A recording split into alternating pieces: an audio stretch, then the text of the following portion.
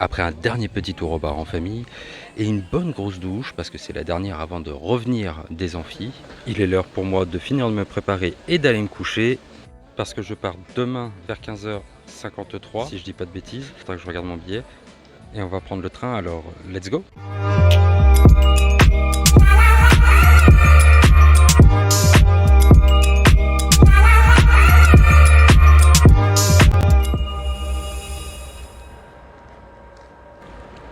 Bon voilà, je suis arrivé à la gare de Lorient.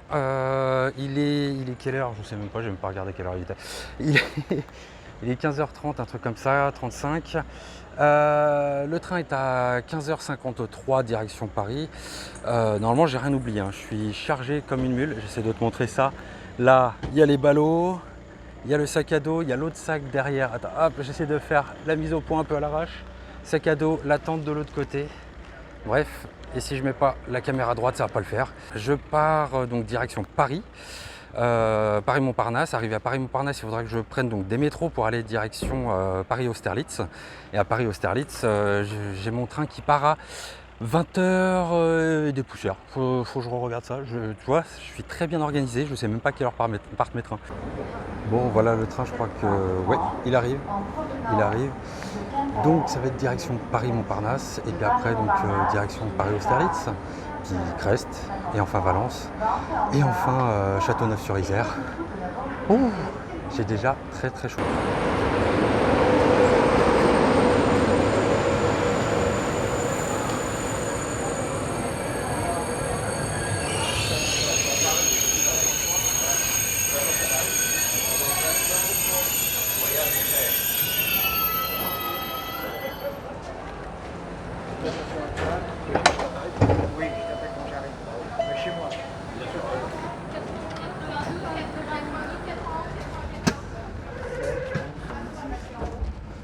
Alors non, c'est en haut. La 114, c'est là-bas.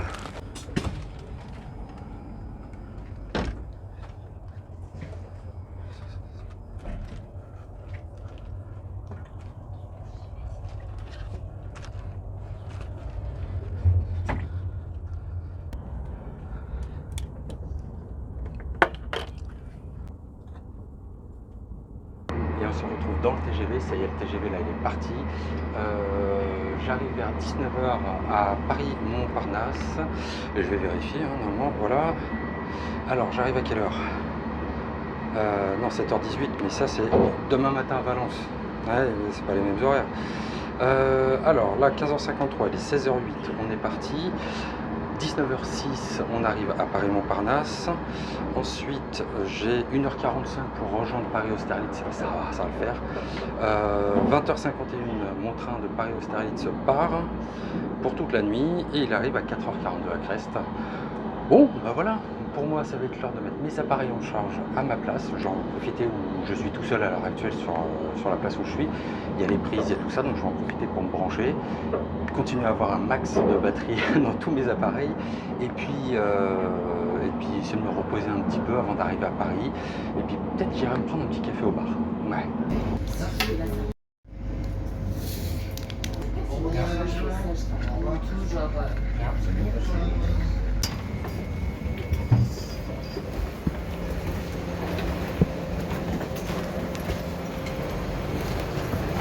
Deuxième valise? Oui, c'est bon.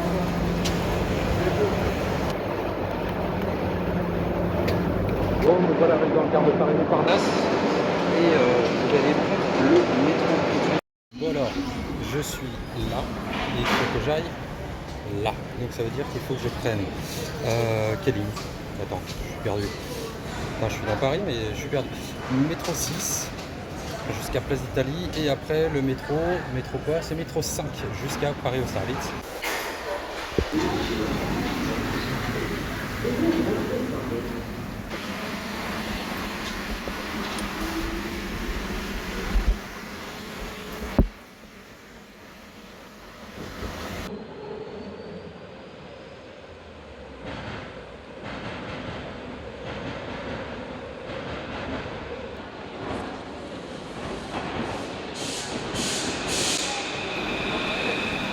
Moi, c'est le Briançon que je prends, 20h51.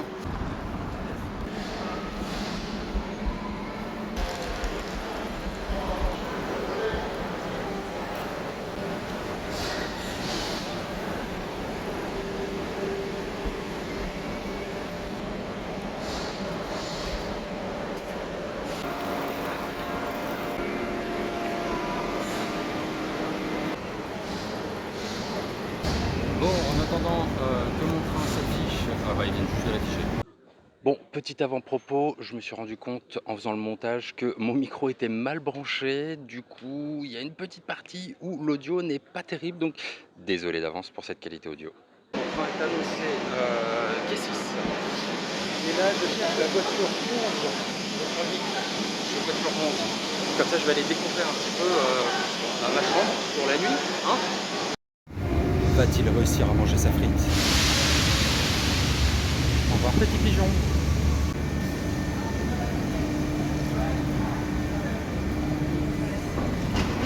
Bon, là c'est voiture 10. Donc voiture 11, c'est là.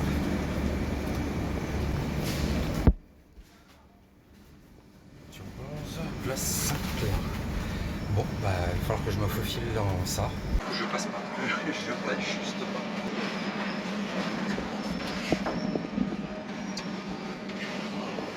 Pas mesurer non plus 6 mètres de long. Oh là, je m'accroche pas. C'est marqué. Là. Alors, 51, c'est où 51? C'est ça, 51. Mais il y a vraiment de la place pour le 18 pour charger. Ça doit être là, ça. Je te montre un peu comment ça se passe dans une autre cabine parce qu'il y a quelqu'un dans la cabine où je suis, j'ai pas envie de le déranger. Donc en gros ça se passe comme ça, il y a plusieurs couchages, 1, 2 et 3 en bas, j'essaie de te montrer ça. Voilà, moi le mien sera tout en bas à ce niveau là, à côté de la porte. En face il y a 3 autres couchages, il y a de l'espace pour ranger les bagages tout en haut, là.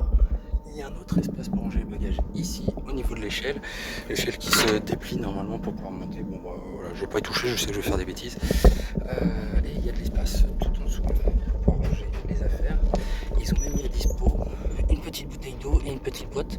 Je sais pas ce que c'est un kit de rinçage, je crois. Il y a de quoi régler la température, le volume sonore, la lumière. Ça c'est cool, et je vois qu'il y a des interrupteurs par siège. Ouais, ok, c'est une micro-lumière. Ça devrait le faire. Moi je vais être en bas, donc c'est cool d'être en bas.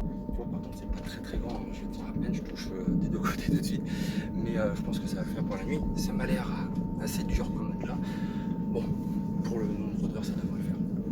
Et sur chaque couchage il y a une couverture comme ça et un petit oreiller.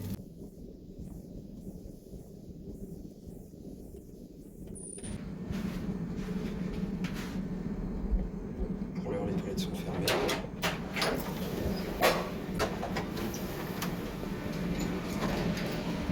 Tous les toilettes sont fermées. Ouais, tous les toilettes sont fermées.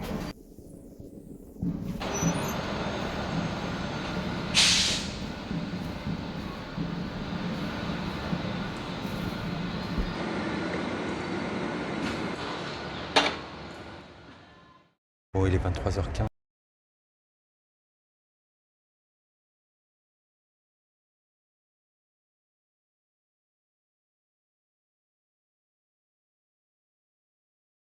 Je peux pas parler trop fort, je vais aller essayer de m'isoler un petit peu. Mais là-bas où je vais aller, il y a énormément de bruit. On va essayer de faire avec. Le seul endroit que je peux mettre qui est à peu près le moins bruyant, c'est entre les portes. C'est entre les portes. Et si j'ouvre la porte intercalaire, voilà, c'est hyper bruyant. Sinon, le seul endroit qui était à peu près calme, c'est les toilettes. La résonance, à mon avis, c'est pas oufissime. Là, tout à l'heure, j'ai essayé de me reposer un petit peu, mais c'était un peu compliqué parce que c'est un peu exigu. Il y avait un peu de bruit, mais bon, ça, c'est pas trop dérangeant. Mais il fait hyper chaud. Et malgré la clim, bon, ça refroidissait pas assez, on a ouvert la fenêtre. Mais même avec ça, c'était pas ouf.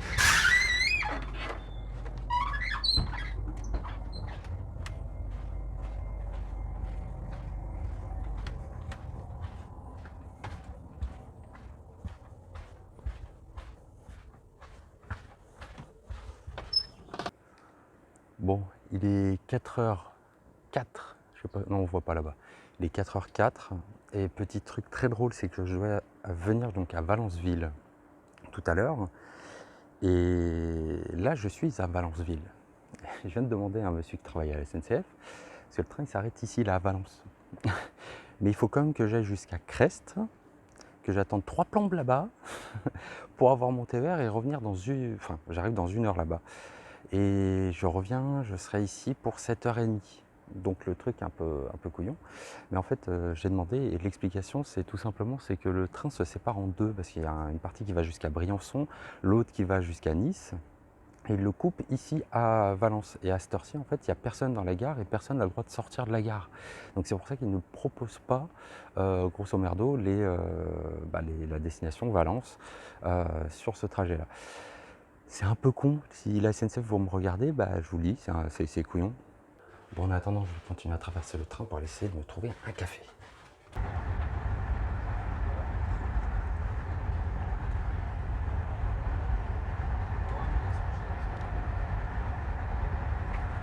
Bon voilà, mon périple se termine enfin, j'arrive à la gare de Crest. Crest, c'est une ville qui est située à quelques kilomètres au sud de Valence.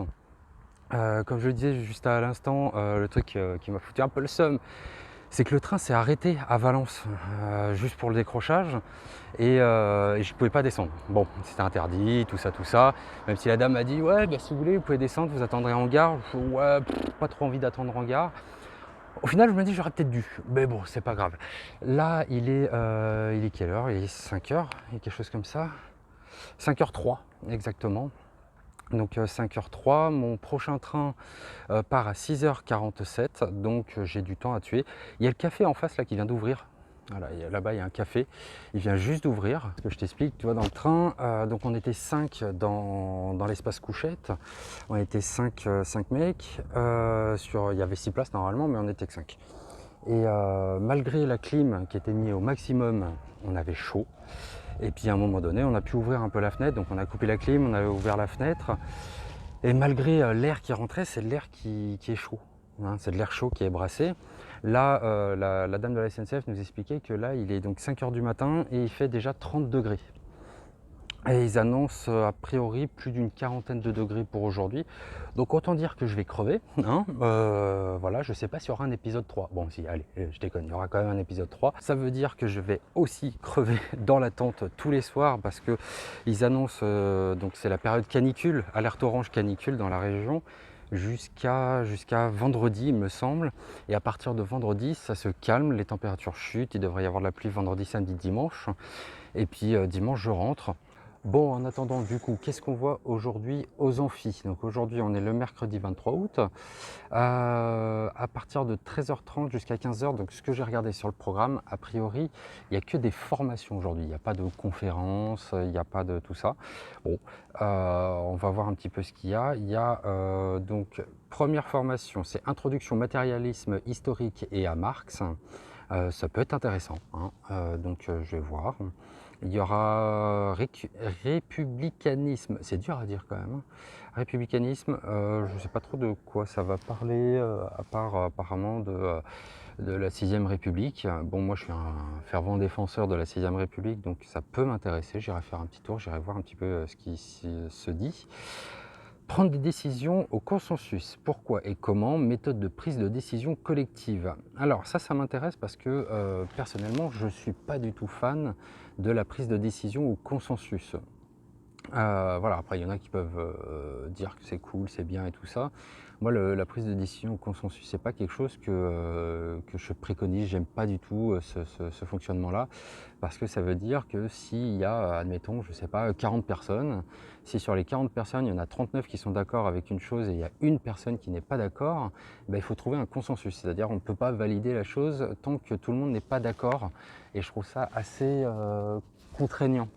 Moi, je préfère le vote à la majorité. Je préfère que, comment dire, si une personne, parce que s'il y a une personne qui dit voilà, je suis pas d'accord et tout ça, la personne a peut-être raison, que la personne elle a peut-être tort, mais si elle a tort et que c'est la seule personne à avoir tort et qu'il y a 39 autres personnes qui ont raison, ça peut mettre un peu dans l'embarras l'ensemble du groupe. peut-être que la personne a raison et que les 39 autres ont tort. Ça, c'est quelque chose qui arrive. Mais moi, je trouve ça plus intéressant que 39 personnes se plantent royalement et qu'il y a une personne qui dise, en gros, vous voyez, je vous l'avais dit, plutôt que l'inverse. Ensuite, il y a faire campagne à la campagne. Bon, moi, je ne suis pas à la campagne. Je ne fais pas de campagne à la campagne. Donc, ça m'intéresse moyen. Peut-être que je passerai voir quand même. Il y a peut-être des sujets intéressants, mais ça m'intéresse moyen. Relations unitaires et suivi des luttes. Je ne sais pas trop de quoi ça va parler. C'est avec Aurélie Trouvé, députée de les FINUP. Race, racisme et antiracisme, bon, moi j'ai déjà fait le tour de ça, c'est animé par Daniel Obono. Ça peut être intéressant, hein, je dis pas, hein, si vous êtes sur place, ça peut être vachement intéressant. Puis Daniel Obono, elle a une certaine aisance aussi à discuter de ces sujets-là qui sont vraiment intéressants. J'ai déjà vu il y a quelques temps de ça sur un de ces sujets, je recommande. Graphisme, communique comme un insoumis. Ouais, peut-être que j'irai voir, je sais pas.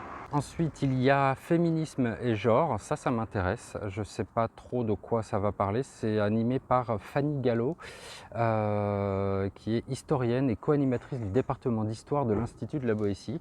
Quelqu'un qui me parle d'histoire, ça peut m'intéresser. Donc, surtout sur le féminisme et le genre, si c'est tourné de façon historique, etc. Je vais voir comment c'est tourné. Ça m'intéresse. Et organiser un café populaire. Alors j'ai déjà organisé des cafés populaires, mais ça peut être intéressant. Mince, j'ai tiré sur le fil, désolé. Ça peut être intéressant parce que parfois on ne pense pas toujours à plein de petits détails pour organiser des petits cafés populaires. Donc ça peut être vachement intéressant. Lutter contre les violences sexistes et sexuelles en milieu militant, ça peut être intéressant, même si ça ne nous est jamais arrivé, et heureusement, j'ai envie de dire, mais ça peut être vachement intéressant parce que personne n'est à l'abri que ça puisse arriver. Alors là, c'est en milieu militant, mais ça peut être utile aussi quand on est dans un milieu associatif ou même au travail. Ensuite, il y a financer les actions, comment tenir une trésorerie. Ouais, ça peut m'intéresser. Mener la bataille sur les réseaux sociaux, ouais. Sauf si on vient à parler des réseaux comme Mastodon, hein, où les députés et les officiels ne sont pas encore dessus. Non, en fait, je pense que ce qu'il y a, c'est qu'il y a plusieurs fois, parce que je revois l'ère du peuple, républicanisme, j'ai toujours du mal avec ce mot, racisme, race et antiracisme, faire campagne à la campagne, à nouveau, à des horaires différents. Donc je pense qu'il y a plusieurs fois les formations. C'est ça, il y a plusieurs fois les formations pour justement que tout le monde puisse y participer et ça c'est cool. Bon, il est 6h40. Mon train devait arriver à 6h47, mais ce serait pas drôle si tout allait bien sur le trajet. Mais oui. Du coup, mon train est supprimé. Du coup, comment ça se passe? En fait, on m'a dit qu'il fallait que j'attende ici, voilà, devant cette belle fresque, cité scolaire Armonin. Ok. Du coup, il faut que j'attende ici. Il va y avoir apparemment un bus qui arrive à 6h50, donc ça va, j'ai 3 minutes de plus à attendre et qui va me remonter jusqu'à Valence.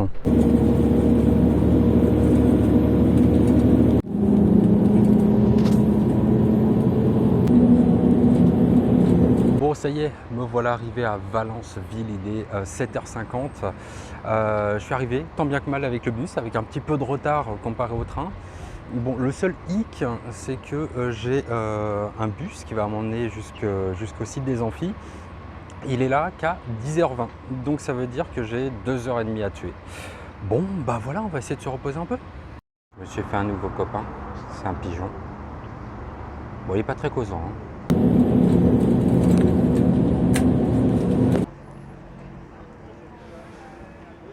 Ça y est, je suis enfin arrivé aux amphis, les amphis 2023 pour une fois. Cette année, c'est pas les amphis 2022, c'est les amphis 2023. Bah ouais, je suis trop content d'être arrivé. On a un soleil de plomb, un beau soleil, ça fait du bien.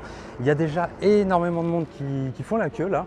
Donc je vais aller faire la queue moi aussi pour pouvoir rentrer sur le site et on se retrouve très rapidement. N'oublie pas que tu peux t'abonner à cette chaîne et si tu veux et si tu peux surtout, tu peux faire un don, ça peut m'aider et tout est dans la description.